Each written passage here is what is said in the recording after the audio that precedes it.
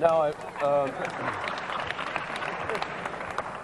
I'm not going to impose on the panel too much longer, or on at least some members of the audience. I'm going to take two more questions only, one from this side and one from that side, and it starts with the one on the left. Before I commence, I'd like to introduce myself. My name is Matthew Marshall. I'm a capitalist and I wash my own underwear.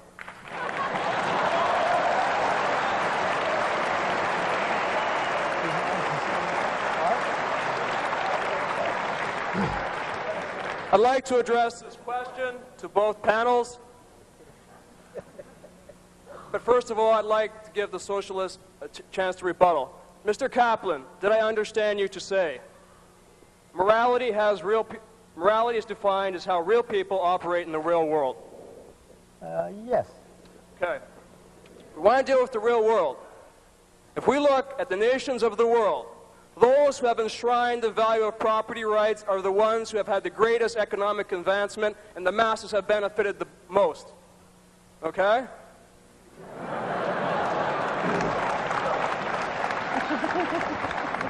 We haven't agreed to everything yet. Okay, I just want to finish my question first, okay? We like the underwear, though. Okay.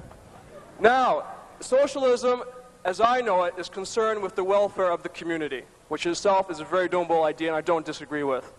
But as being a socialist, and empirical observation demonstrates in countries that respect property rights are the countries that have the greatest wealth for everyone. As a socialist, and this empirical truth is evident, how can you, as a socialist, disagree with property rights? Well, I guess I don't accept all of your facts, you know, strangely enough. It seems to me that among the countries that support property rights are Argentina, are Chile, are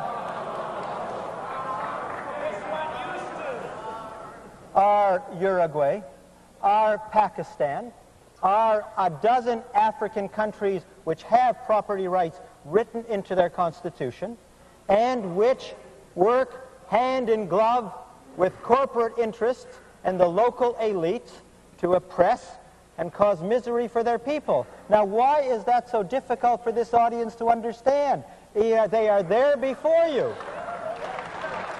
So spare me your stuff. You just don't know what you're talking about.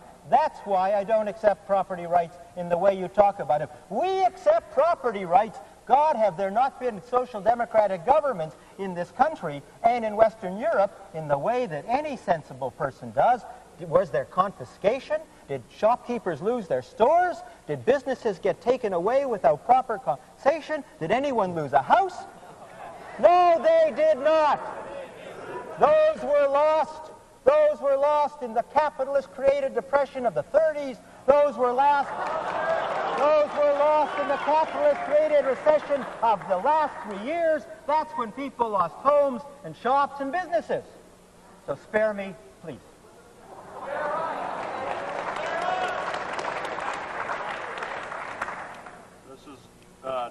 This is an exercise in Orwellian language.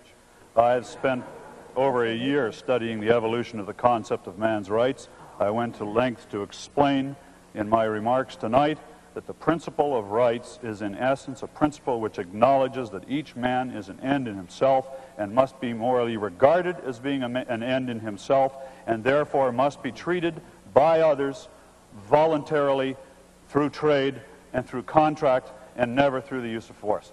To say that property rights can lead to oppression and statism and Nazism is just totally contradictory and just ignores everything we've been saying tonight.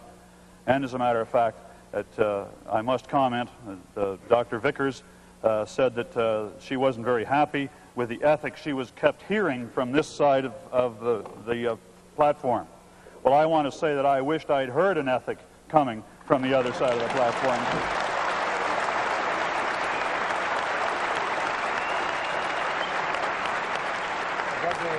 But I never did. I never did hear one word why it is that I, as an individual, must be forced to live my life for anybody else. I never heard that justified in the whole evening. And I'm sad to say, therefore, I think they failed to fulfill the demands of the debate.